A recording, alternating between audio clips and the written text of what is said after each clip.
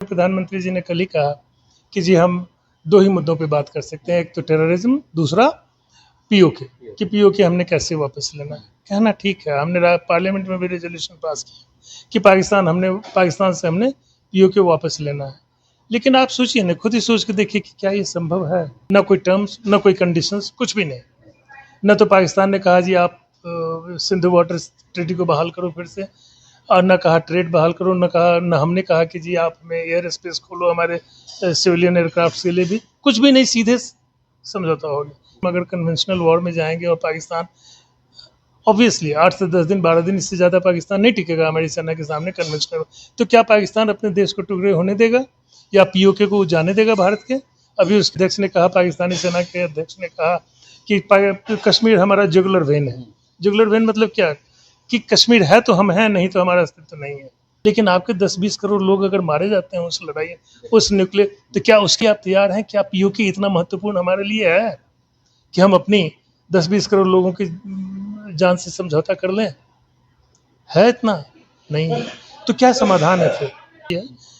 एक चीज देखिए, अभी जैसे 4 दिन में लड़ाई बंद हो गई, एक बहुत बड़ी आबादी अपने देश की भी है जिसने मोदी जी को गालियां देनी शुरू कर दी कि अरे जीती हुई लड़ाई, अब तो हम पहुंच गए थे, 2 दिन और लड़ते पाकिस्तान को नस्ताबुद कर देते, हम पीओके ले आते, जब पीओके लाए ही नहीं तो फिर फायदा क्या था इस लड़ाई का? लोग अनभिज्ञतावश जानते नहीं है कि उसके दुष्परिणाम या उसके परिणाम क्या होंगे, इसलिए इस तरह की बात करते हैं। तो एक ऐसा नेतृत्व को आगे आना पड़ेगा जो नेतृत्व अपने देश की जनता का विश्वास भी रखता हो, जो विश्वास रखता है वही उसको समझा भी सकता है। एक आध कंट्री को छोड़ के सभी देशों ने पहलगाम पर हुए आतंकी हमले की कड़े शब्दों में निंदा की, भर्त्सना की, और ये भी कहा साथ में कि भारतवर्ष को अपनी आत्मरक्षा का पूरा अधिकार है। इसका क्या मतलब होता है और क्या समर्थन आपको चाहिए था? अगर उन्होंने ये कहा होता, चाइना ने कहा कि मैं खुले तौर पे पाकिस्तान का समर्थन, वो कहा किस लिए? आप देखिए, उन्होंने भी कहा पहले कि पहलगाम में हुए आतंकी हमले की हम निंदा करते हैं। दोस्तों, भारत और पाकिस्तान के बीच सीजफायर को लेकर शांति समझौता तो हो गया, लेकिन बॉर्डर पर अभी भी तनाव बना हुआ है। देखिए, सरकारें तरह तरह के दावे करती हैं, लेकिन बॉर्डर का क्या, कश्मीर का क्या? आखिर कश्मीर का हल कब निकलेगा? क्या आने वाले समय में, निकट भविष्य में, क्या ऐसी ही स्थिति देखने को मिलेगी? और आखिर कश्मीर का क्या हल निकाला जाए और किससे या जो तमाम तरह के जो तनाव हैं भारत और पाकिस्तान के बीच, जो युद्ध की स्थिति बन जाती है, इसे आने वाले भविष्य में कैसे कम किया जाए, बातचीत करेंगे। हमारे साथ बातचीत करने के लिए रिटायर्ड कर्नल चंदन वत्स सर हैं। सर से बातचीत होगी। सर, एक प्रमुख मुद्दा है कि कैसे इसका हल निकाला जाए, कश्मीर का हल कैसे आखिर निकलेगा? भारत पाकिस्तान का विभाजन तो हो गया, लेकिन एक समस्या जो है बनी रही। भविष्य भूतकाल को देखा जाए तो कई ऐसी लड़ाइयाँ हुई, कारगिल युद्ध 1971 की लड़ाई कह ली जाए, 1999 का कारगिल युद्ध कह लिया जाए, अभी ऑपरेशन सिंदूर की बात कर ली जाए, पुलवामा, बालासोर, ये तमाम तरह की घटनाएं अगर देखा जाए, इसका हल आखिर क्या है? देखिए, समस्या तो बहुत पुरानी है। 1947 में आज़ादी के समय से ही ये समस्या शुरू हुई, जब पाकिस्तानियों ने कबाइलियों के द्वारा कश्मीर को हड़पने की कोशिश की। अब उस समय जो हम लोगों से या हमारे पूर्वज नेतृत्व, जो हमारा उस समय का नेतृत्व था, उससे कुछ भूल हुई, बड़ी भूल हुई जिसको आप कहें, लेकिन भूल तो हो गई है। अब इतिहास में जाने से आप उस भूल को सुधार तो सकते नहीं। अब तो आगे कैसे रास्ता तय करना है, वो आपने बिल्कुल ठीक कहा कि 78 साल गुजर गए, कितनी लड़ाइयाँ लड़ी गई, 1965-71 से लेकर 89, अभी आप 2025, इसके बीच में भी तमाम तरह के जो आतंकवादी गतिविधियाँ हुई, वो भी लड़ाई ही थी एक तरह से समझा जाए तो, वो सब भी उसी का रूप है। आज जैसे कह रहे हैं कि आतंकवादी गतिविधि को हम एक्ट ऑफ वॉर मानेंगे, तो एक तरह से वो सारी के सारे लड़ाइयाँ ही थी, जो है मुंबई ब्लास्ट हुआ, चाहे पुलवामा हुआ, चाहे उड़ी हुआ, पठानकोट हुआ, जितने भी हुई घटनाएं। अब उसका समस्या का समाधान क्या है? देखिए, एक होता है राजनीति। भले हमने कहा कि जी 1948 में जब आधा कश्मीर छोड़ दिया और यूएनओ में हम चले गए लेके अपने मुद्दे को, यूएनओ ने रेजोल्यूशन दे दिया पास करके कि भाई डिमिलिटराइज किया जाएगा और डिमिलिटराइजेशन के बाद इसका जनमत संग्रह कराया जाएगा। न पाकिस्तान ने डिमिलिटराइज किया, न हम लोगों ने जनमत संग्रह किया। लेकिन आज की तारीख में अगर डिमिलिटराइज हो भी जाता है पाकिस्तान ऑक्युपाइड कश्मीर, तो क्या हम जन्म संग्रह करा सकते हैं? नहीं करा सकते हैं। क्यों नहीं करा सकते हैं? क्योंकि जन्म संग्रह के आधार पर राष्ट्र का निर्माण नहीं होता है। अगर राष्ट्र का निर्माण करेंगे जन्म संग्रह के आधार पर, तो बहुत सारी छोटी छोटी जातियाँ, छोटे छोटे धर्म, छोटे छोटे भाषाई आधार पर बने हुए समूह कितने देश का निर्माण कराएंगे? नहीं कर सकते हैं। तो फिर कैसे इसका समाधान क्या है? फिर समाधान पर समस्या तो बहुत बड़ी है, बहुत पहले की, लेकिन अगर समस्या आप इसको मानते हैं तो समाधान अवश्य है। अभी मैं दूसरे चैनल पे भी बात कर रहा था, तो यही मैं कह रहा था कि जब भी आप उसको समस्या मानते हैं तो उसका समाधान उसमें निहित है, वो समाधान है। लेकिन समस्या का समाधान ढूंढने के लिए आपको राजनीतिक दृष्टिकोण से ऊपर उठकर एक स्टेट्समैन के नज़रिए से सोचना पड़ेगा, एक भविष्य दृष्टा के नज़रिए से सोचना पड़ेगा। ये कह देना, अभी प्रधानमंत्री जी ने कल ही कहा कि जी हम दो ही मुद्दों पे बात कर सकते हैं, एक तो टेररिज्म, दूसरा पीओके, कि पीओके हमने कैसे वापस लेना है। कहना ठीक है, हमने पार्लियामेंट में भी रेजोल्यूशन पास किया कि पाकिस्तान से हमने पीओके वापस लेना है। लेकिन आप सोचिए ना, खुद ही सोच के देखिए कि क्या ये संभव है? अभी जिस तरह से हमारी लड़ाई ऑपरेशन सिंदूर हुई, आज जैसे 3 से 4 दिन के अंदर में यकायक बंद हुआ, उसके पीछे की क्या कहानी है हम लोगों को पता तो नहीं। हम लोग अंदाज़ा केवल लगा सकते हैं कि क्या हुआ हो। ऐसा क्या हुआ कि सुबह तक तो हम लोग उस रास्ते पे चल रहे थे कि एकदम बिल्कुल लग रहा था कि किसी भी समय फॉर्मल औपचारिक रूप से युद्ध का घोषणा हो जाएगा। लेकिन एकाएक क्या हुआ कि 6-8 घंटों के अंदर ही सारी परिस्थिति, परिदृश्य बदल गया और युद्ध विराम लागू हो गया। न कोई टर्म्स, न कोई कंडीशंस, कुछ भी नहीं। न तो पाकिस्तान ने कहा जी आप सिंधु वाटर ट्रीटी को बहाल करो फिर से, और न कहा ट्रेड बहाल करो, न हमने कहा कि जी आप हमें एयर स्पेस खोलो हमारे सिविलियन एयरक्राफ्ट के लिए भी, कुछ भी नहीं, सीधे समझौता हो गया। ऐसा क्या हुआ? कुछ न कुछ बात हुई थी जो हमें आपको जानकारी नहीं है। हो सकता है शायद कहीं न्यूक्लियर डिटोनेशन हमने अटैक कर दिया हो, या हो सकता है पाकिस्तान ने न्यूक्लियर डिटोनेशन की तैयारी कर ली हो कि हम न्यूक्लियर अटैक करें। कुछ तो हुआ पीछे। खैर जो कुछ भी हुआ, तो इससे एक बात स्पष्ट होता है कि दोनों कंट्री न्यूक्लियर आर्म्ड हैं, आणविक हथियारों से लैस हैं। आपको ऐसा लगता है कि पाकिस्तान के साथ हम अगर कन्वेंशनल वॉर में जाएंगे और पाकिस्तान ऑब्वियसली 8 से 10 दिन 12 दिन, इससे ज़्यादा पाकिस्तान नहीं टिकेगा हमारी सेना के सामने कन्वेंशनल, तो क्या पाकिस्तान अपने देश को टुकड़े होने देगा या पीओके को जाने देगा भारत के? अभी उस अध्यक्ष ने कहा, पाकिस्तानी सेना के अध्यक्ष ने कहा कि कश्मीर हमारा जुगुलर वेन है। जुगुलर वेन मतलब क्या? कि कश्मीर है तो हम हैं, नहीं तो हमारा अस्तित्व नहीं है। तो क्या ऐसी सोच रखने वाली सेना या ऐसी सोच रखने वाली सरकार आपको कश्मीर दे देगी आसानी से, अंतिम लड़ाई लड़े बगैर?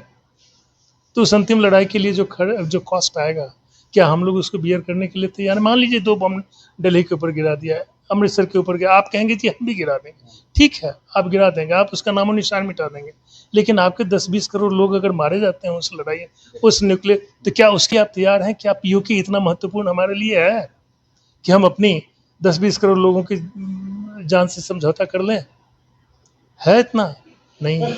तो क्या समाधान है फिर? समाधान फिर ये है, जो मेरे नज़रिए से है, कि जो कश्मीर जिसके हिस्से में है उसको हम लोग एक दूसरे को रिकॉग्नाइज करें। जो आज लाइन ऑफ कंट्रोल है उसमें बगैर बदलाव के उसको इंटरनेशनल बाउंड्री में कन्वर्ट कर दें, जिसकी रिकॉग्निशन पूरा विश्व करे, यूएनओ तक।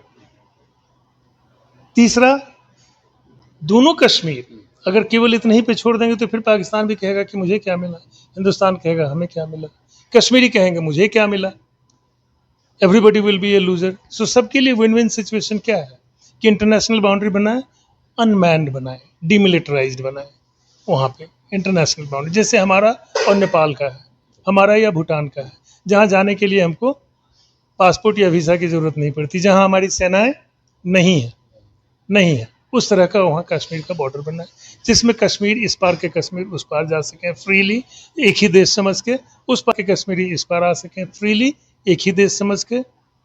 हमारे भारतवर्ष से भी लोग वहाँ कश्मीर जाएं तो उस कश्मीर में भी जाएं जो पाकिस्तान के अधिकार में है, इस कश्मीर में भी जाएं फ्रीली, बगैर किसी रोक टोक के, बिना किसी पासपोर्ट वीज़ा के। पाकिस्तान के भी जो लोग हैं वो भी उस कश्मीर में जाएं, अपने कश्मीर में, और जब इधर आना हो तो वहाँ यहाँ भी फ्रीली आए, ऐसा समझ के जैसे ये भी उन्हीं का कश्मीर है, और फ्रीली घूमें। हाँ, उस कश्मीर की सीमा को पार करके जब मेनलैंड भारत में प्रवेश करने की कोशिश करें, या जब हमारे लोग उस पाकिस्तान अधिकृत कश्मीर की सीमा पार करके जब मेनलैंड पाकिस्तान में आने की कोशिश करें तो वहाँ पासपोर्ट वीसा वगैरह की जो भी औपचारिकता है वो पूरी करनी पड़े। और इसके साथ जब हम लोग इस समझौते पर पहुंचेंगे तो स्वाभाविक है उसके पहले का बाकी सारा समझौता होगा। जैसे आतंकवाद की किसी भी गतिविधि को न पाकिस्तान बढ़ावा देगा, न कभी हम उस संबंध में सोचने के हमें कभी हमारे साथ कभी किसी को शिकायत का मौका मिलेगा।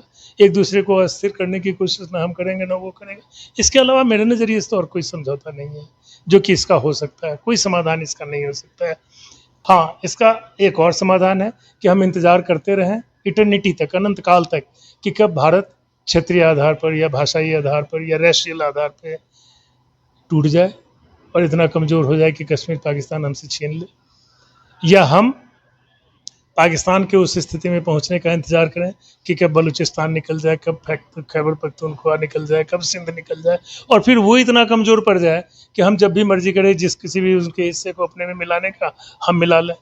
लेकिन क्या ये भी, लेकिन उस परिणति पे आने पे, उस घटनाक्रम तक पहुंचने में कितना वक्त लगेगा ये कोई बता सकता है? अगर 10-5 साल का हो तो हम लोग वेट कर लें। अच्छा, एक और चर्चा बन जाती है कि जो भी नेता हैं, चाहे वो पाकिस्तान के हों या भारत के हों, वो कश्मीर के मुद्दे का हल नहीं चाहते हैं, क्योंकि उनको अपना राजनीतिक रोटी सेकना है और कश्मीर का मुद्दा जब तक बना रहेगा तब तक उनके देश में उनकी सरकार बनती रहेगी। ऐसा लोग अधिकतर चर्चा करते रहते हैं। आपका भी मानना है?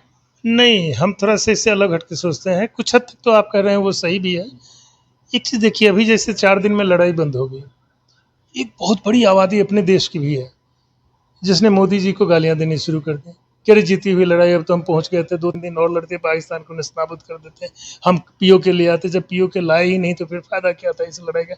लोग अनभिज्ञतावश जानते नहीं हैं कि उसके दुष्परिणाम या उसके परिणाम क्या होंगे, इसलिए इस तरह की बात करते हैं। तो एक ऐसा नेतृत्व को आगे आना पड़ेगा जो नेतृत्व अपने देश की जनता का विश्वास भी रखता हो, जो विश्वास रखता है वही उसको समझा भी सकता है। हमारे देश में तो नेतृत्व है ऐसा, मुझे कोई बात, जबकि मैं न भाजपा से संबंध रखता हूँ, न कांग्रेस से रखता हूँ, किसी भी पार्टी से नहीं रखता हूँ, लेकिन फिर भी मुझे ये कहने में कोई गुरेज नहीं है कि हमारे देश के पास एक ऐसा नेतृत्व है मोदी जी के नेतृत्व में, जहाँ की मोदी जी इस तरह का निर्णय ले सकते हैं और उनके पास क्षमता है, उनके पास पॉलिटिकल कैपिटल है। आपने देखा होगा 2020 में जब कोविड हुआ था, कोरोना का दौर चल रहा था, तो कोरोना के दौर में मोदी जी ने कहा कि जी थाली बजाओ कोरोना भाग जाएगा, तो पूरी दुनिया, पूरा देश थाली बजा रहा था। उन्होंने कहा जी दिवाली मनाओ तो दिवाली से कोविड भाग जाएगा, तो दिवाली पूरा देश मना रहा था, बेमौसम की दिवाली मना रहा था। इससे क्या पता चलता है कि इस व्यक्ति का पॉलिटिकल कैपिटल इतना ज़्यादा है। आप देखिए कि पूरे देश को इन्होंने डिमोनेटाइजेशन के समय पूरा देश सड़क पे एटीएम्स के सामने और बैंकों के सामने लाइन में खड़ा हो गया उस भयानक जाड़े में। नवंबर महीने में लागू हुआ था मेरे ख्याल से 16-17 नवंबर को, और दिसंबर पूरा कितने लोग मरे उस लाइन में पंक्तियों में खड़े होकर। किसी ने मोदी जी के खिलाफ आवाज़ उठाई? नहीं उठाई। क्यों? मोदी जी का राजनीतिक पॉलिटिकल कैपिटल इतना ज़्यादा है, लोकप्रियता इतनी ज़्यादा है, तो ये चाहेंगे तो कर सकते हैं हमारे देश में। रही पाकिस्तान की बात, तो पाकिस्तान में जब भी इस तरह का कोई निर्णय लिया जा सकता है तो वहाँ के सिविलियन, उनका जो पॉलिटिकल लीडरशिप है वो नहीं ले सकता है इस निर्णय को, क्योंकि वहाँ पॉलिटिकल इंफ्रास्ट्रक्चर, जो सिविल इंफ्रास्ट्रक्चर है, बहुत वीक है। वहाँ के पॉलिटिशियंस की कोई क्रेडिबिलिटी नहीं है। वहाँ ये निर्णय अगर लेना होगा तो या तो वहाँ की सेना लेगी, और सेना ही के अध्यक्ष ले सकते हैं, जो उसमें भी जो जिहादी किस्म के हों, जैसे आसिम मुनीर है, ये ले सकता है, या फिर इमरान खान जिसको इन्होंने जेल में डाल रखा है, वो उस देश का सबसे पॉपुलर लीडर है, पॉलिटिकल लीडर, वो चाहे तो कर सकता है। इसके अलावा दोनों देशों में और कोई भी नेतृत्व नहीं है जो इस नज़रिए से सोच के राजनीति से ऊपर उठकर एक भविष्य दृष्टा, एक युग पुरुष के रूप में इस तरह करने, क्योंकि ये युग पुरुष ही कर सकता है, लोगों को ये बता सकता है। लोग तो इसी में उलझे रहते हैं कि जी पार्लियामेंट के खिलाफ आप चले गए, पार्लियामेंट ने ये रेजोल्यूशन पारित किया है तो इनको महाभियोग लगाया जाए पार्लियामेंट के। लोग तो इसी छोटी छोटी चीज़ों में रहते हैं, ये समझाना बहुत कठिन काम है, लेकिन यही लोग समझा सकते हैं और कोई नहीं। अच्छा, भारत के विदेश नीति पर भी सवाल उठ रहे हैं। भारत और पाकिस्तान के इस तनावपूर्ण माहौल में हमारे जो पड़ोसी देश हैं, उन्होंने भारत का खुले तौर पर समर्थन नहीं किया।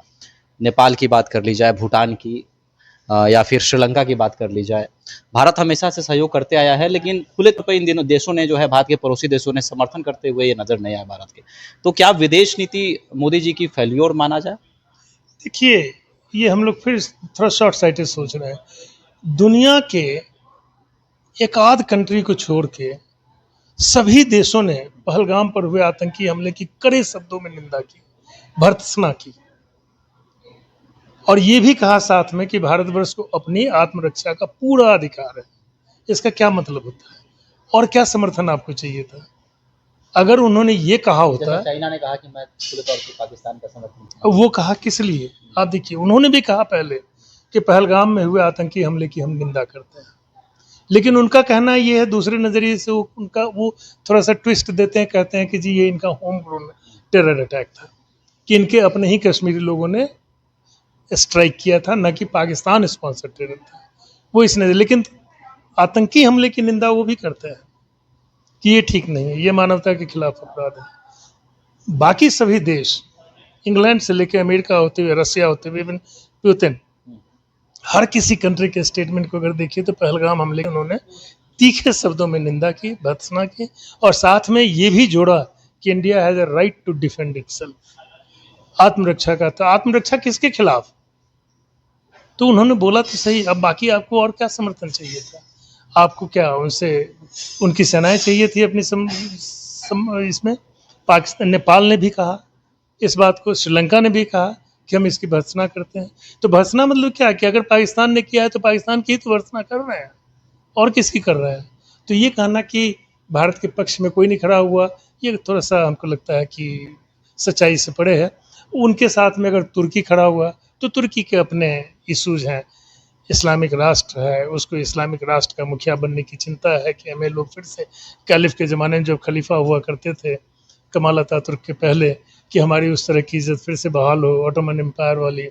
तो उनके अपने हैं। चाइना का जहाँ तक सवाल है तो ये तो नोन फैक्ट है कि चाइना हमारा नोन एनिमी है, फिर भी चाइना ने बहुत ही संभल के इस बार प्रतिक्रिया दी है।